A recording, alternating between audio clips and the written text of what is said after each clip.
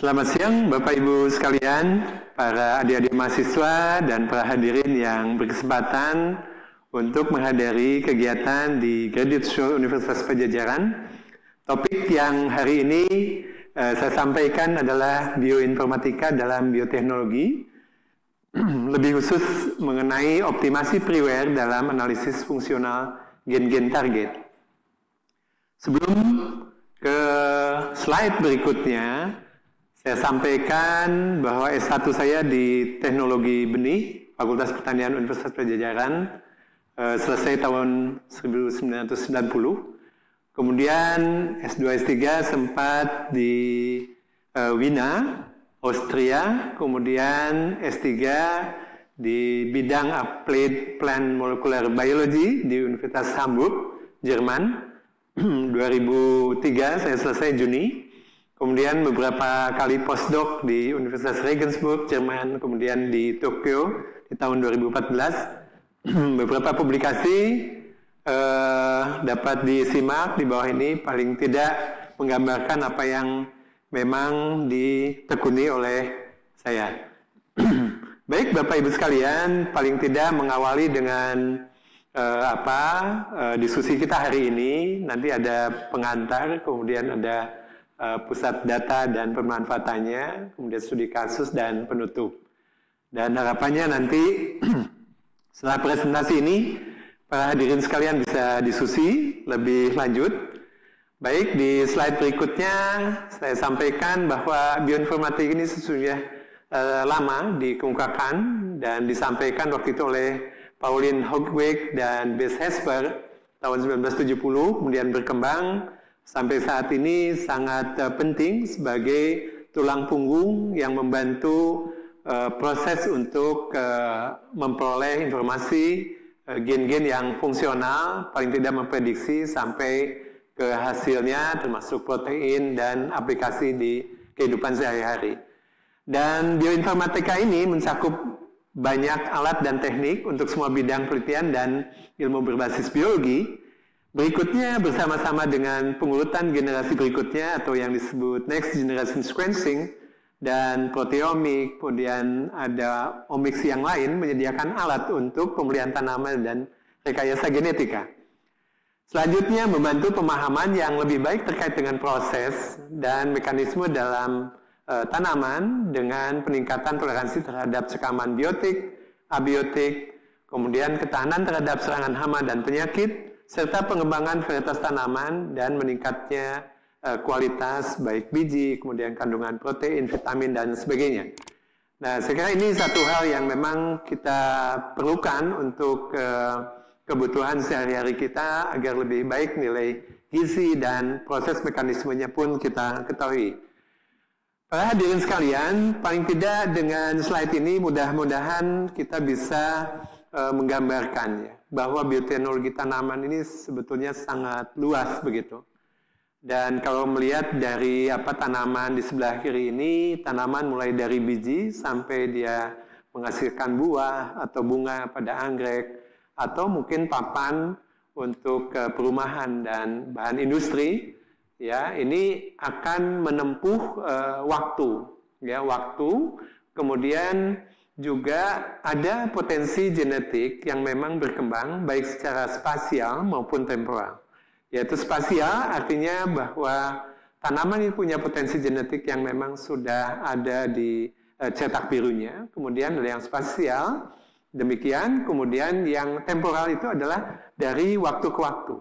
Ketika dari benih, kemudian dia berkecambah, keluar radikula, kemudian ada plumula, hipokotil, kotiledon, dan seterusnya sampai ke panen, itu merupakan bagian penting sehari-hari. Ekspresi setiap gen itu akan berbeda satu sama lain.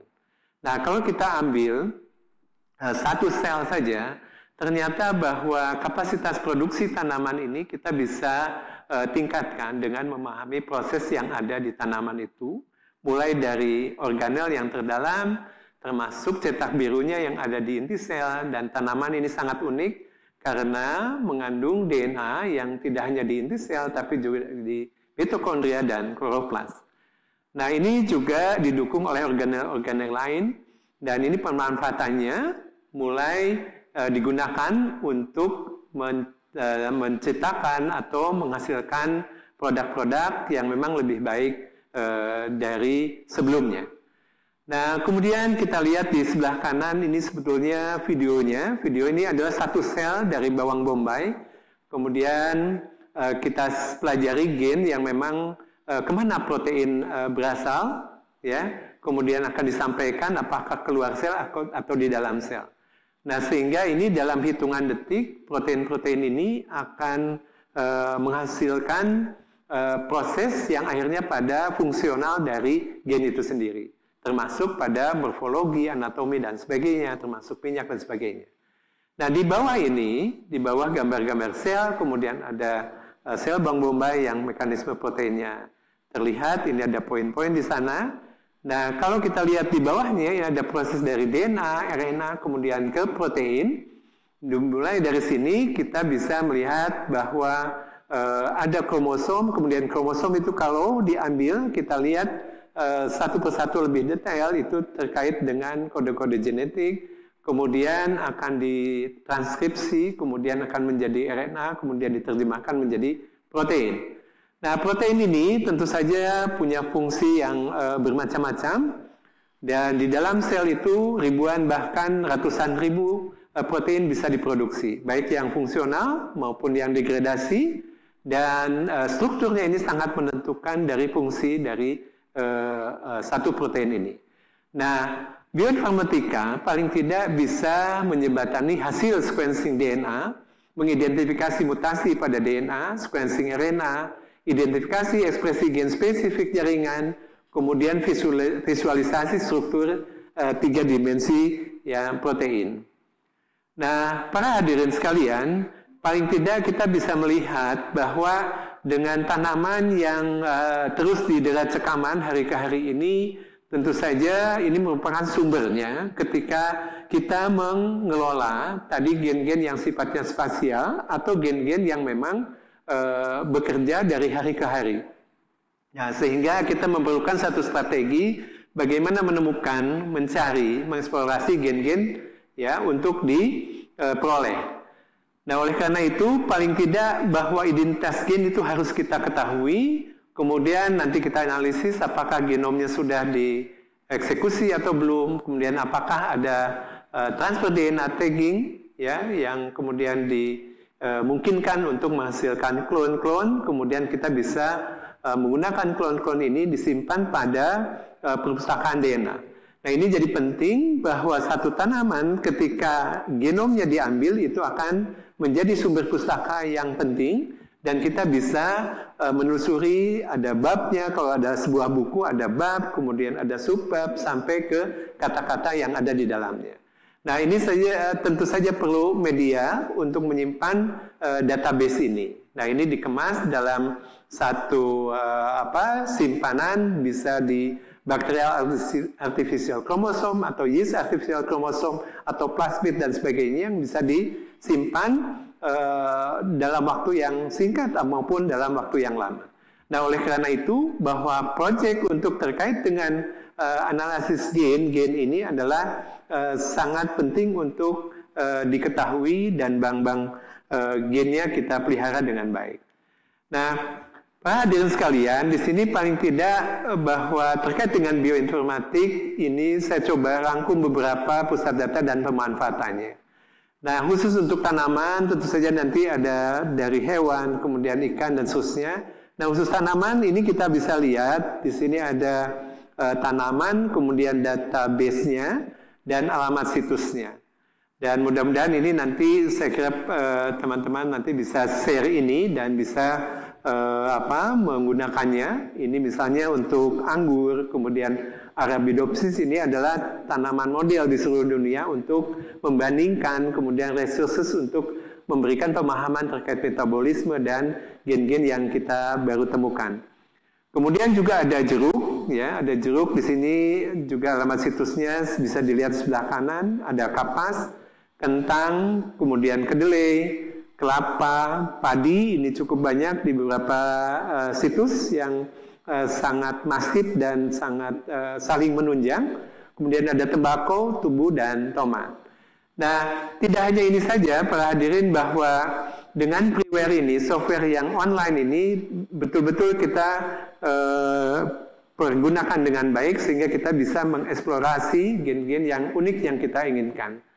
Nah, kemudian juga untuk hewan, saya coba rangkum juga ini untuk fishnet yang didedikasikan untuk biologi ikan zebra. Di sini ada semua datanya. Kemudian juga data genomik nyamuk. Nah, ini juga kemarin di Belanda di beberapa pusat riset sudah mengkaji nyamuk sampai ke prototipe untuk bisa autonomous disematkan artificial intelligence-nya sehingga bisa lebih paling tidak untuk penyakit malaria sehingga kita bisa tekan dengan merekayasa genetik di bagian-bagian gen-gen dari nyamuk tersebut. Kemudian ada laman freeware yang bioinformata yang memang terkonsolidasi. Jadi ini kalau misalnya diklik ini ternyata banyak sekali fasilitas yang kita bisa manfaatkan. Misalnya ada desain primer, kemudian juga ada ngecek bagaimana primer itu dianalisis, kemudian ada juga bagaimana enzim reaksi ini dimanfaatkan, kemudian ada RNAi, ada word dot plot, sequence alignment, ya phylogenetic, ada proteomic, gene prediction, genome browser, multiple software, kemudian juga ada sampai ke analisis gelnya. Termasuk terakhir adalah struktur prediction yang protein ini sangat penting. Dan ada juga drug designing. Dan kami ada yang tim dari teman-teman dari MIPA, kita sudah punya superkomputer dan bisa mendesain kira-kira prediksi obat-obat yang akan datang seperti apa. Nah, di slide berikutnya kita bisa lihat bahwa di sini salah satu situs yang sangat baik begitu, dan ini bisa akses semua data yang diperoleh dan terupdate hampir 3 jam sekali terus diupdate. Ini National Center of Biotechnology Information ini sangat bermanfaat. Ini ada di Amerika Serikat, kemudian kita bisa lihat di sini fitur-fiturnya sangat banyak. Kemudian berikutnya adalah dari Eropa. Ini dari Eropa ada dari beberapa data ini kita juga bisa manfaatkan, ya terutama dari sisi mikroba, kemudian protein cukup lengkap. Nanti para hadirin bisa explore dengan baik. Dan berikutnya contoh yang lain adalah terkait dengan yang dari Jepang. Ini juga cukup besar database-nya dan kita bisa melihat literatur, kemudian beberapa sekuensi yang kita perlukan. Tentu saja ini saling mengikat satu sama lain. Nah, bagaimana di nasional di kita sudah punya juga ada pusat genom pertanian Indonesia, tidak hanya food crop, tapi juga ada hortikultura, juga ada tanaman pangan dan sebagainya. Dan bisa telusuri, tentu saja nanti silahkan dibandingkan dengan 3 sebelumnya, sehingga kita bisa memanfaatkan ini dengan baik untuk khas yang tanaman khas di tropis atau khususnya di Indonesia. Nah, di slide berikutnya terkait dengan apa sih sebetulnya yang kita inginkan dari tanaman ini. Ya, jadi paling tidak kita harus punya tujuan, objek dari yang kita harapkan dari tanaman yang sudah ada ini untuk lebih baik. Apakah ukuran bijinya, misalnya sekarang lagi kalau durian itu ya ada sangat tren dan hampir menjadi objek pembicaraan, pemilihan, dan bijinya cukup besar ini. Nah, sehingga apakah ukurannya kita kecilkan, sedangkan rasanya bermacam-macam. Kita banyak sekali resources sumber daya genetik kita terkait durian ini. Jadi prinsipnya ukuran biji ini sangat menentukan apa yang kita ambil, kita manfaatkan. Apakah daging buahnya atau bijinya itu sendiri. Misalnya biji kedelai, ya edamame, kemudian dibandingkan dengan ada dapros, waktu itu ada beberapa biji yang kecil. Nah, ini kandungan protein, kemudian karbohidrat, termasuk juga lemaknya, ini menjadi target yang memang diperlukan. Jumlah biji bagaimana? Ya, jumlah biji juga menentukan. Juga tanpa biji, misalkan kita dulu sangat repot dengan semangka yang banyak biji, sehingga kita desain semangka yang memang tanpa biji, maupun anggur misalnya, kemudian tidak mudah pecah, kemudian kulit biji yang tipis sehingga untuk panen isinya tidak menyulitkan. Kemudian juga keseragaman percambahan, pemasakan, kemudian vitamin, ya, kemudian manis, minyak dan lain-lain. Nah, saya kira ini menjadi objek penting di dalam rekayasa genetik atau pemanfaatan bioteknologi untuk pemulihan tanaman. Nah, di slide berikutnya kita coba menginjak ke studi kasusnya seperti apa. Jadi bagaimana mencari gen-gen yang diharapkan. Nah, tadi sudah disampaikan kepada para hadirin bahwa tanaman ini didera oleh cekaman baik biotik maupun abiotik. Nah, ini penting untuk melihat bagaimana sih gen-gen ini kita ambil gitu ya, kita isolasi. Bisa keseluruhan dari tanaman, tadi seperti disampaikan sebelumnya, juga kita bisa menghasilkan dari bunganya, karena kita ingin bunga yang indah dan kemudian juga warna yang bermacam-macam, kemudian petalnya, mahkotanya besar dan sebagainya. Nah, ini kita bisa sediakan, bisa analisis dengan mengambil bagian-bagian tersebut dan ketika dia berbunga.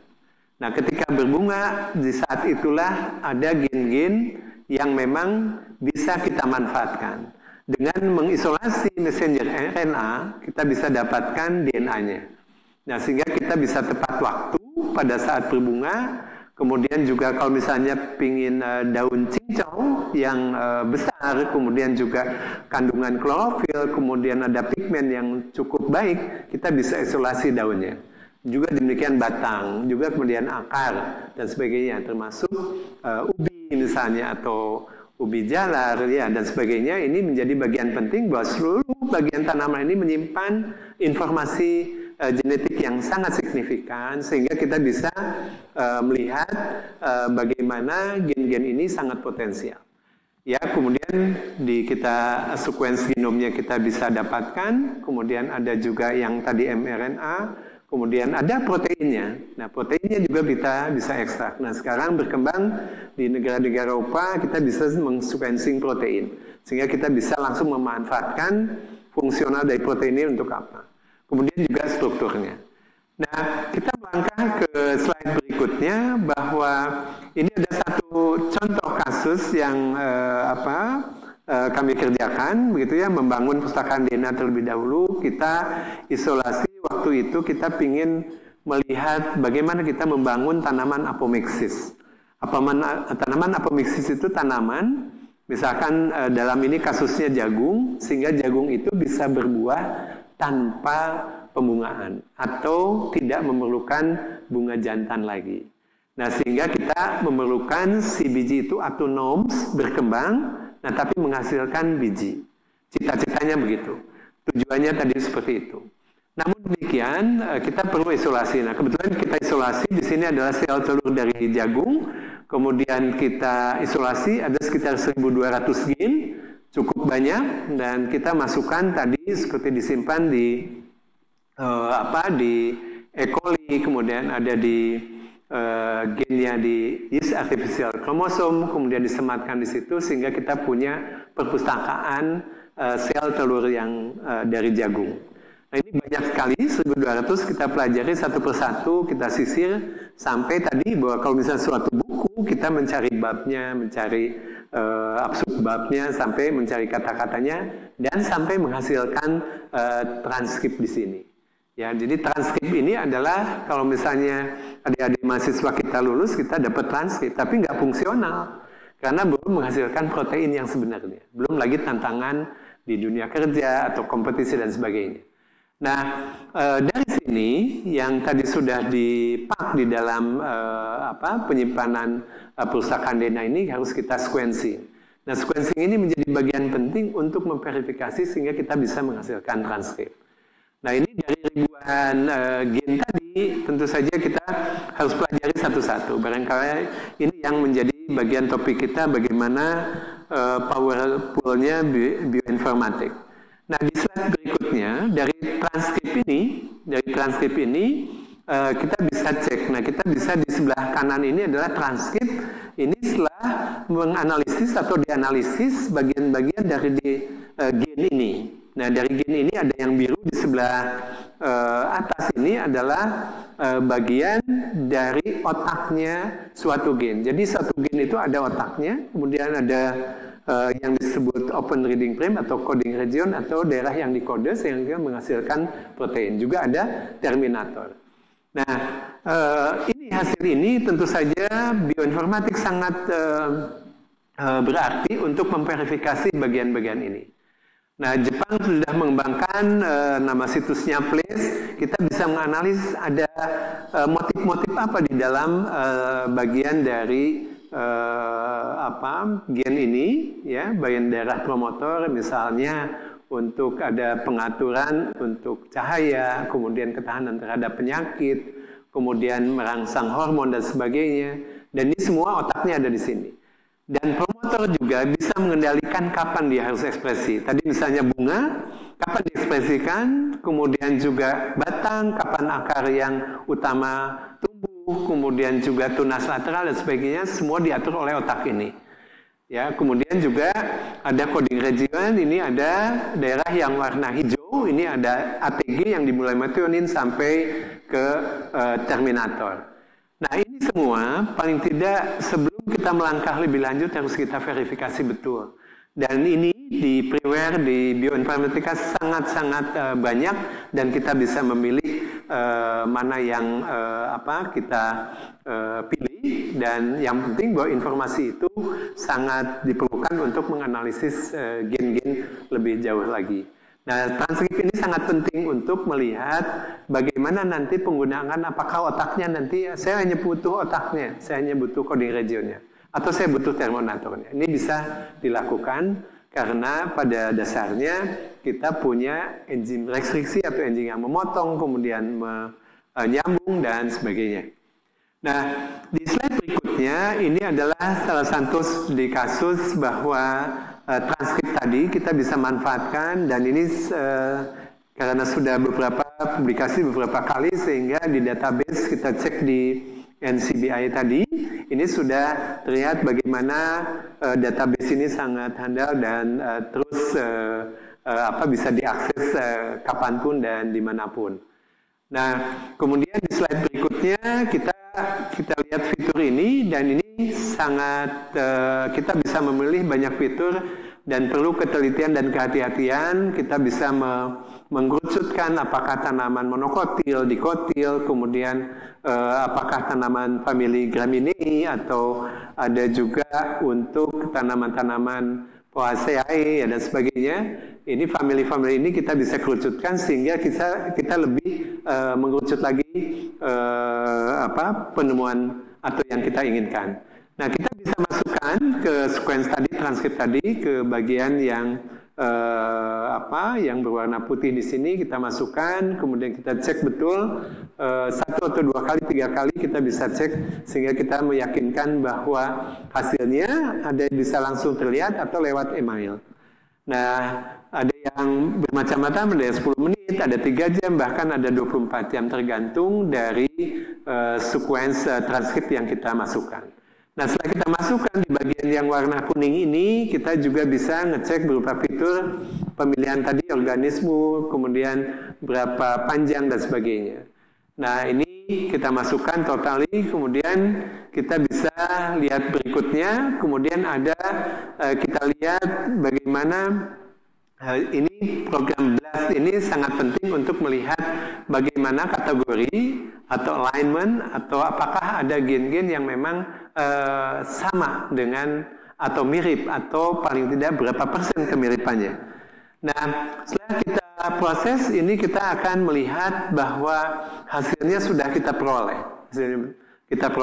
Kemudian di sini juga ada identitas yang kita masukkan, kemudian juga di sini ada banyak pilihan, mau yang deskripsinya, kemudian ada juga ringkasan grafiknya, kemudian alignment, ada taksonomi dan sebagainya. Nah, gambaran ini, jadi untuk bioinformatika ini memang sangat komprehensif, dan kita paling tidak harus bisa memanage informasi yang ada. Karena pada dasarnya akhirnya kita harus mengambil kesimpulan ke fungsional gen tadi. Nah, kemudian di slide berikutnya ini hasil kalau kita mengecek terkait dengan ringkasan grafiknya. Dan ini kita bisa lihat bahwa dari informasi ini ada berapa, ada 9 subjek sequence yang memang diretrieve dari atau diambil dari database tadi. Nah ini kalau kita lihat ada sorghum bicolor defensin, ini salah satunya. Nah ini menjadi bagian penting, semakin banyak, ini tentu saja akan mendekati kemiripan ini. Nah berapa persen, kemudian juga kita bisa melihat kalau kita klik di sini juga terkait dengan referensi yang akan kita peroleh. Nah lebih jauh lagi, kalau misalnya kita lihat bahwa tadi yang daerah promotor, loading improvement, dan ini semua sudah lengkap, nah seksinya sudah ada, tentu saja kita bisa akan melangkah lebih jauh dengan database yang ada ini, kita bisa melanjutkan dengan gen-gen interest yang memang kita targetkan. Nah kemudian dari sana kita bisa lihat proteinnya juga bisa diperoleh, termasuk di sini terkait dengan bagaimana masing-masing nukleotida ini dianalisis, termasuk proteinnya seperti apa, dan ini ada data-datanya yang sangat diperlukan sehingga menjadi karakteristik gen yang target kita. Nah di slide berikutnya adalah dari masih dalam hal blast yang sama, ini kita juga bisa peroleh terkait dengan blast review, atau kita bisa lihat bagaimana pohon-pohon ini bisa kita lihat. Dan di bagian yang pertama bahwa proses defensin, ya, kemudian juga ini ada 3 yang terkait dengan defensin ini menjadi concern yang harus menjadi diperhatikan. Nah sementara yang lain kita bisa cermati sebagai catatan-catatan penting. Nah kita bisa kategori kira-kira bahwa gen ini arah fungsinya kemana, gitu. Nah baik, kita lihat di slide berikutnya. Kalau kita perbesar seperti ini tadi, ada fungsionalnya bisa terlihat pada di atas ini, ya, ada defensin like protein pada triticum, kemudian juga ada yang sama dengan monokot, cuma tidak ada keterangan, juga ada prekursor dan sebagainya. Nah ini menjadi bagian penting informasi yang kita harus kelola dengan baik. Nah di slide berikutnya kita sudah melihat ke fungsional ini. Nah ini ada perbandingan dan analisis model struktur protein yang tadi kalau kita bicara dari awal itu ada DNA, RNA sampai ke protein. Nah ini adalah bagian akhir dari produk suatu gen atau dari DNA, gen satu protein. Nah ini kita bisa lihat bahwa dengan prediksi bioinformatik modeler kita akan dapat ini. Ini ada beta sheet, kemudian juga ada alpha helix. Dan kemudian yang hijau ini adalah ikatan untuk melihat bagaimana ini fungsional atau tidak. Nah ini kita banyak sekali, ada dari salamander, ini salah satu pilihan di Sahara scorpion atau Androctonus australis.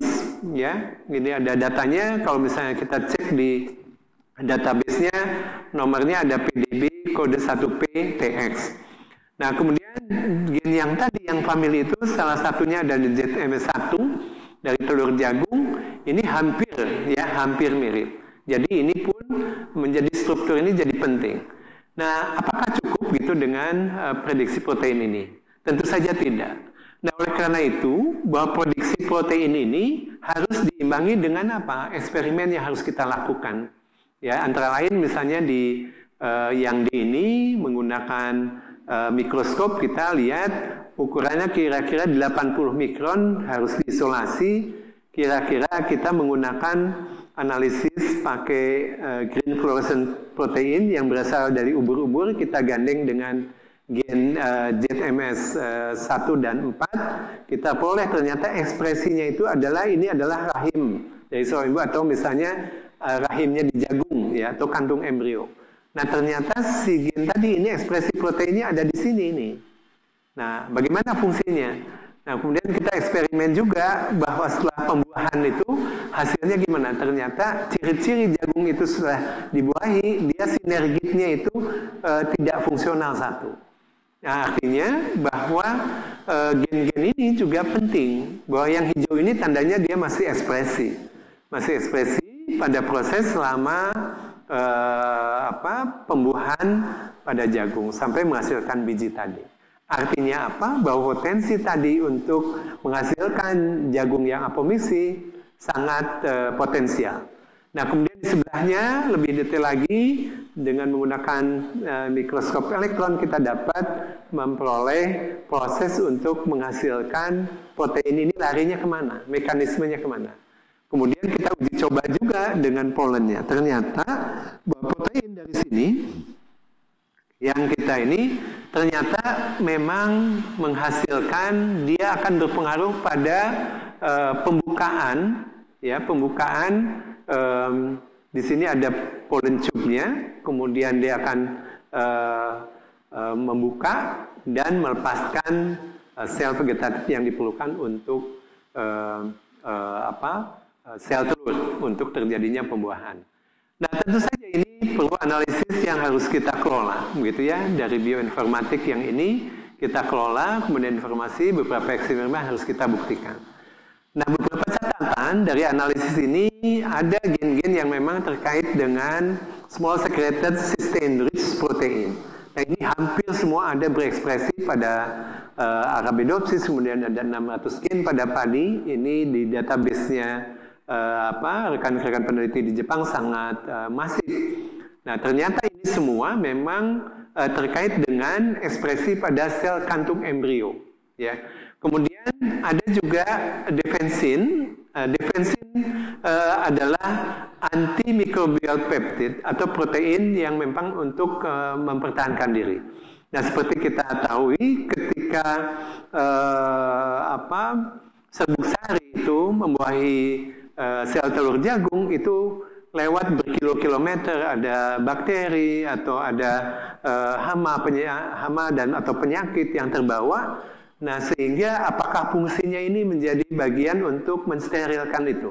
Nah, pertanyaan-pertanyaan riset itu terus bergulir sehingga kita analis juga dengan sumber-sumber data lain. Ya, termasuk ada gen-gen yang terkait pengendali defensin like protein, ada DF, kemudian DFL, juga ada lipid transfer protein, juga ada rapid alkylation factor, dan juga thionin. Nah, thionin ini penting.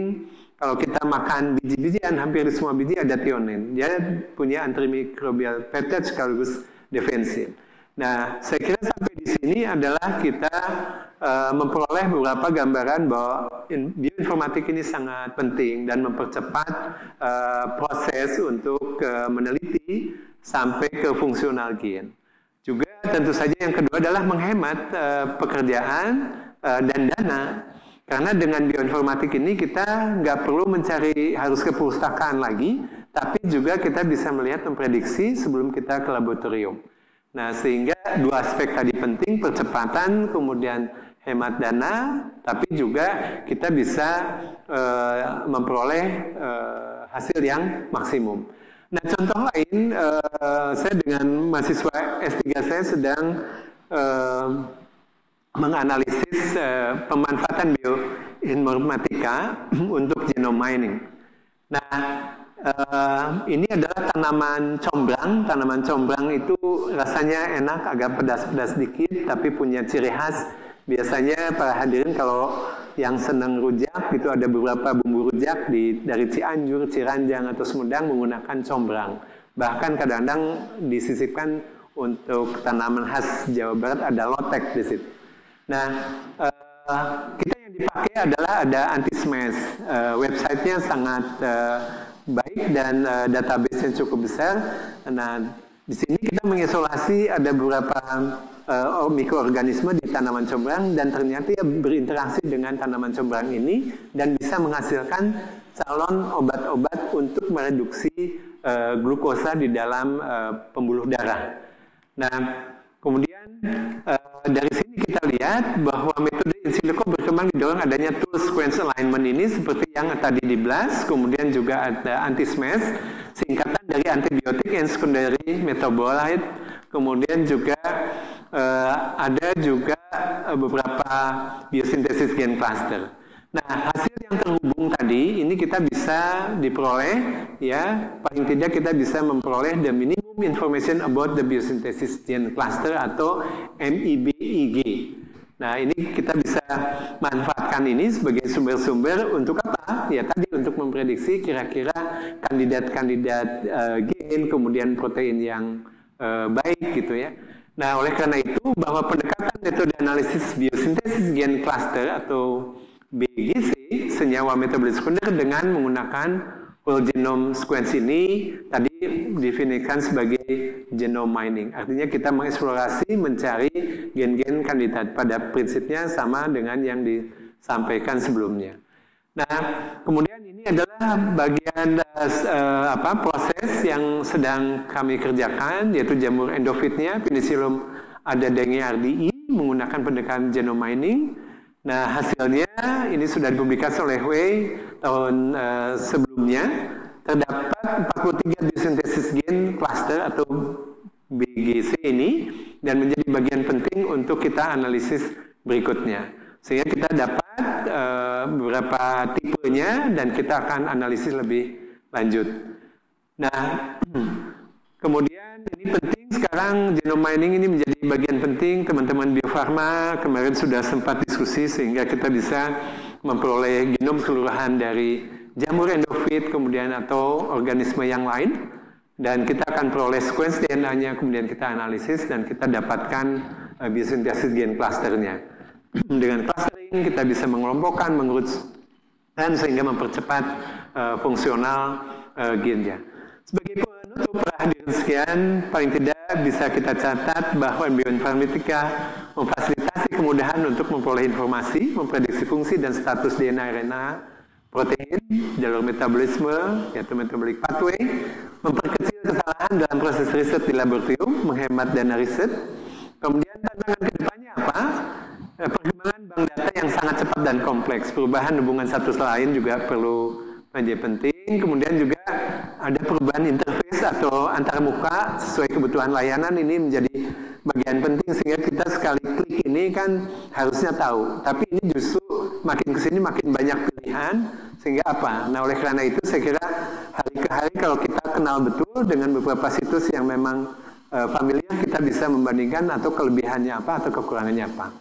Nah, tentu saja saya harus sampaikan beberapa pustaka yang digunakan, kemudian ada beberapa publikasi yang saya tulis untuk bisa menjadi referensi lebih lanjut.